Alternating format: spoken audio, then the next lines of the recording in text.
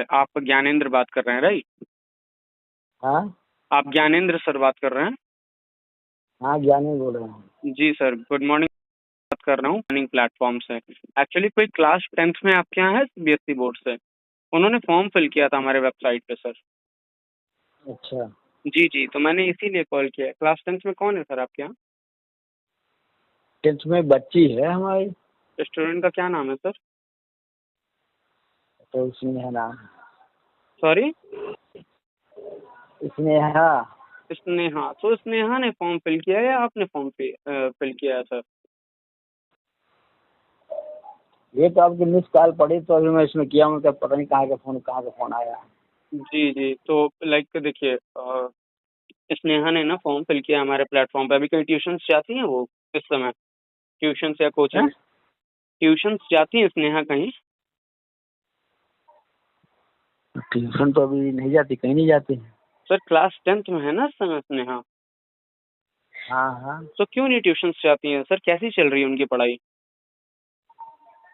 अरे पैसा वैसा का उतना प्रॉब्लम है, इसलिए नहीं पढ़ रही है, जा रही कोचिंग में। पैसे की प्रॉब्लम है सर? आप ये बताओ कि अगर क्लास 10th में है बच्ची इस समय और उसका इस साल नंबर कम आ जाता है, वो तो आपने जो 10 साल पैसे लगाए हैं अपनी बच्ची की पढ़ाई में वो तो सब एक बार में वेस्ट हो जाएगा ना।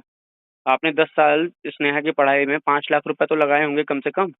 अगर वो परसेंटेज एक बार कम आ गया, वो जिंदगी भर के लिए मार्कशीट में छप जाएगा। न कभी आगे किसी अच्छी यूनिवर्सिटी में, कॉलेज में, कहीं भी आप वो नहीं करवा पाओगे। अगर यही स्नेहा एनटीएससी का एग्जाम क्लियर कर लेती है तो आपके बच्चे की पूरी फीस जो है वो गवर्नमेंट उठाएगी। आप एनटीएससी एग्जाम के बारे में जानते हैं? नहीं, हम नहीं जानते। एग्जैक्टली सर, देखिए यही चीज होती है ना सर, जब तक आप अवेयर नहीं रहोगे आपको कैसे ये चीजें पता चलेंगी। अब आप बोल रहे हो पैसा नहीं है तो हम बच्ची को पढ़ा नहीं सकते, और आज अगर बच्ची नहीं पढ़ेगी तो कल को वो भी तो वैसे ही रह जाएगी।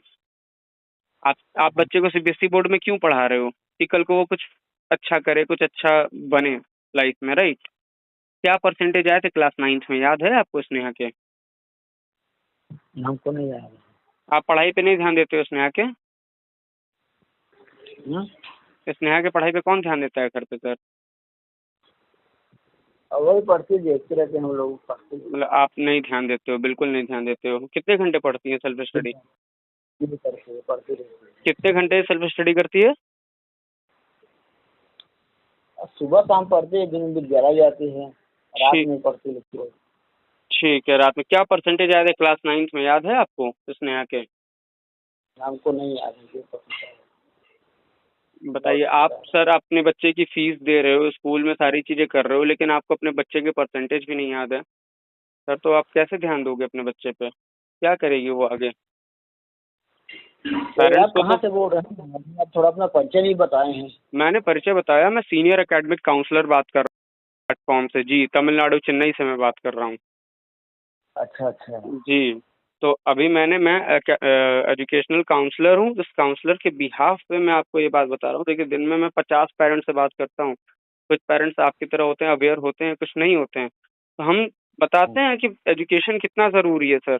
अगर कल को आप बोल रहे हो आज पैसा नहीं है तो वो नहीं पढ़ सकती, तब वो नहीं पढ़ेगी तो उसका तो पूरा भविष्य खराब हो जाएगा ना सर। आप ये बताओ, आप क्या जॉब अब नहीं करते हो? जॉब कुछ बिजनेस आपका नहीं चलता है? नहीं, बिजनेस वगैरह नहीं चलता है, छोटा मोटा काम होता है, खेती बाड़ी वाला। खेती बाड़ी वाला काम करते हैं सर आप? तो आप ये सोचो, खेती बाड़ी करके अगर आप अपने बच्चों को भी नहीं पढ़ा पा रहे हो, उनके एजुकेशन पे नहीं ध्यान दे पा रहे हो, तो कैसे उनका भविष्य बनेगा आगे जाके? ये घर में माहौल बनाना पड़ता है सर। आप जो न्यूज़पेपर में देखते हो ना कि ऑटो वाले का बच्चा आईएएस टॉप कर गया या रिक्शा वाले बच्चे का ये निकल गया, वो कैसे करते हैं सर? उनका भी घर की स्थिति खराब होती है सर, लेकिन वो उसके भी बच्चे पढ़ते हैं ना सर, टॉप करते हैं सर। वो बच्चे पढ़ते नहीं है। सोचो आप, कुछ तो वो बनाते होंगे ऐसा। उनके यहाँ भी पैसे नहीं है सर, वो तो रिक्शा चला रहा है, फिर भी कुछ तो ऐसा हो रहा होगा। तो वो इन्वायरमेंट, वो माहौल बनाना पड़ता है सर। आज आप ये माहौल नहीं बनाओगे, बच्चों के सामने सीरियसनेस नहीं रखोगे, नहीं पूछोगे उससे क्या परसेंटेज है, किस सब्जेक्ट में वीक है, कल को वो बेटा कुछ नहीं करेगी सर। आप जाके बस उसकी शादी कर दोगे। ना वो अपने लाइफ में कुछ कर पाएगी, ना अच्छे कॉलेज में जा पाएगी, ना वो कुछ जॉब वगैरह बिजनेस कुछ भी नहीं कर पाएगी, समझ रहे हो? पूरा उसका फ्यूचर वेस्ट है।